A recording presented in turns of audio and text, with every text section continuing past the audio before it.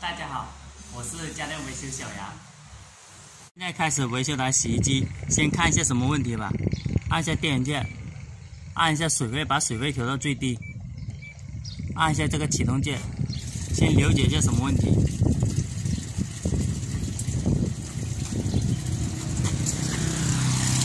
现在的进水是正常的。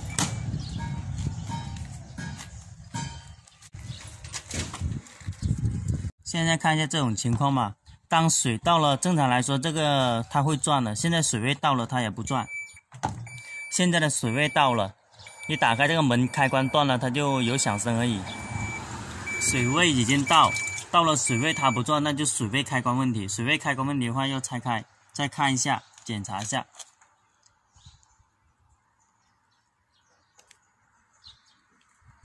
下次遇到这种情况的话，要看一下水位的开关。洗衣机有4个螺丝的，先把那个螺丝先拆出来。拆出来这个地方又打开，它螺丝是藏起来的，把这个地方翘起来。这个地方翘起来，螺丝拆出来，这样就可以了。把它拿出来，把那个螺丝取出来。拆开了以后，这个螺丝以后把它先取下来，先看一下这个管到水位开关之间，看这个管通不通，可以吹通它，也可以看一下那水位开关。刚刚拆开，这里还有一个水位开关，要把它拆出来。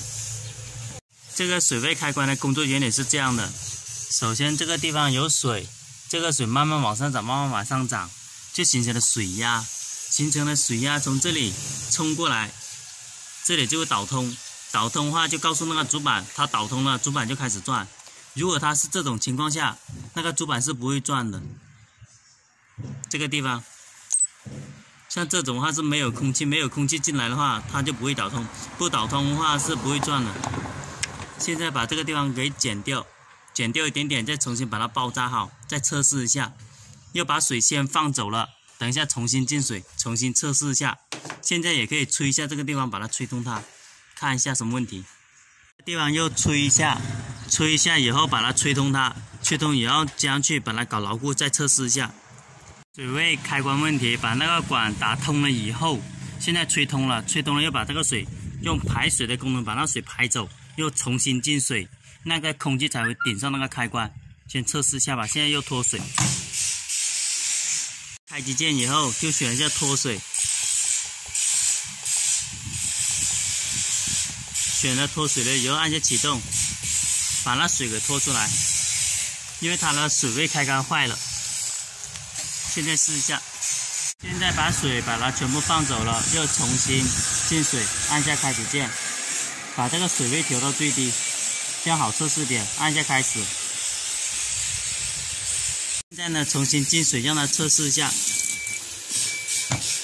洗衣机不单单水位开关坏了，连马达的启动电容，它是现在变成这样子。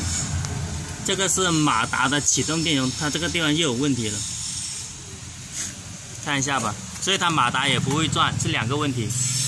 这个电容也坏掉了，要把它换上去嘛，换上去再测试一下。那电容已经换上去了，测试一下吧，按下开机，水位调到最低，点一下开始。现在测试一下，